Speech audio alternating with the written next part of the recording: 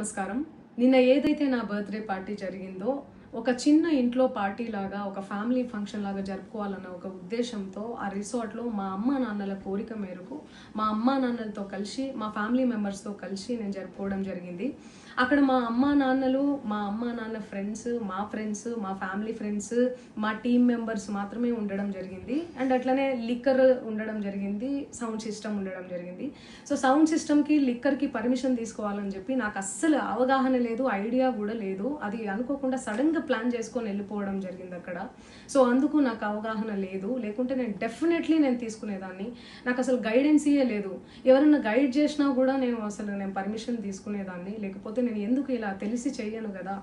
So ఇదంతా ఇలా తెలిసి అయితే నేను తప్పు చేయలేదు. తెలియకుండా ఇది జరిగిపోయింది.